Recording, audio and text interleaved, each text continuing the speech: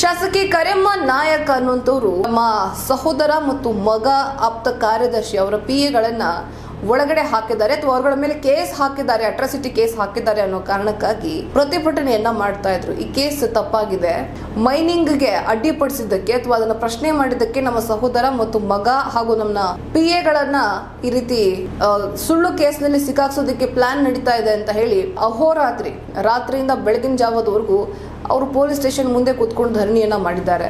ಅವರೊಟ್ಟಿಗೆ ಸಾಕಷ್ಟು ಜನ ಬಂದು ಕೈ ಜೋಡಿಸಿದ್ರು, ಅವರೊಟ್ಟಿಗೆ ಸಾಥನ್ನ ಕೂಡ ಕೊಟ್ಟಿದ್ದಾರೆ. ಬನ್ನಿ ಹಾಗಾದ್ರೆ ಯಾವ ರೀತಿ ಇತ್ತು ಅಲ್ಲಿನ ಚಿತ್ರಣ ಮತ್ತು ಅಸಲಿಗೆ ನಡೆದಿದ್ದಾದ್ರೂ ಏನು ಅನ್ನೋದನ್ನ ನೋಡೋಣ. ದೇವದುರ್ಗ ಶಾಸಕಿ ಕರೆಮ್ಮ ನಾಯಕ್ ಪಿಎಗಳ ಮೇಲೆ ಜಾತಿ ನಿಂದನೆ ಕೇಸ್ ದಾಖಲಾದ ಹಿನ್ನೆಲೆ ರೊಚ್ಚಿಗೆದ್ದ ಶಾಸಕಿ ಪೊಲೀಸ್ ಠಾಣೆ ಮುಂದೆ ಪ್ರತಿಭಟನೆ ನಡೆಸಿದ್ದಾರೆ. ಪುತ್ರ, ಸಹೋದರ ಹಾಗೂ ಆಪ್ತ ಕಾರ್ಯದರ್ಶಿ ಪರವಹಿಸಿ ರಾಯಚೂರಿನ ದೇವದುರ್ಗ ಶಾಸಕಿ ಕರೆಮ್ಮ ನಾಯಕ್ ಪ್ರತಿಭಟನೆ ನಡೆಸಿದ್ದಾರೆ. ತನಿಖೆ ಮಾಡದೆ ಹೇಗೆ ಅಟ್ರಾಸಿಟಿ ಕೇಸ್ ದಾಖಲಿಸಿದಿರಿ ಎಂದು ಪ್ರತಿಭಟನೆ ನಡೆಸಿದ್ದು, ನಾವು ಸಹ ಪ್ರತಿಭಟನೆ ನಡೆಸುತ್ತೇವೆ ಎಂದು ಪಟ್ಟು ಹಿಡಿದಿದ್ದಾರೆ. ಈ ವೇಳೆ ದೂರು ತೆಗೆದುಕೊಳ್ಳಲು ದೇವದುರ್ಗ ಪೊಲೀಸರು ನಿರಾಕರಿಸಿದ್ದು, ನ್ಯಾಯ ಬೇಕು ಎಂದು ಶಾಸಕಿ ಪ್ರತಿಭಟನೆಗೆ ಕುಳಿತಿದ್ದಾರೆ. ಅಕ್ರಮ ಮರಳು ಸಾಗಣೆ ಟ್ರ್ಯಾಕ್ಟರ್ ಜಪ್ತಿ ಮಾಡಿದ್ದಕ್ಕೆ ರಾಯಚೂರಿನ ದೇವದುರ್ಗ ಶಾಸಕಿ ಕರೆಮ್ಮ ನಾಯಕ್ ಪುತ್ರ, ಆಪ್ತ ಸಹಾಯಕರು ಸೇರಿ ಹಲವರು ಹಲ್ಲೆ ಮಾಡಿದ್ದಾರೆ ಅಂತ ಆರೋಪಿಸಿ ದೇವದುರ್ಗ ಠಾಣೆ ಕಾನ್ಸ್ಟೇಬಲ್ ಹನುಮಂತರಾಯ ದೂರು ನೀಡಿದ್ದು, ದೇವದುರ್ಗ ಠಾಣೆಯಲ್ಲಿ ಪ್ರಕರಣ ದಾಖಲಾಗಿದೆ. ಇನ್ನು ದೇವದುರ್ಗ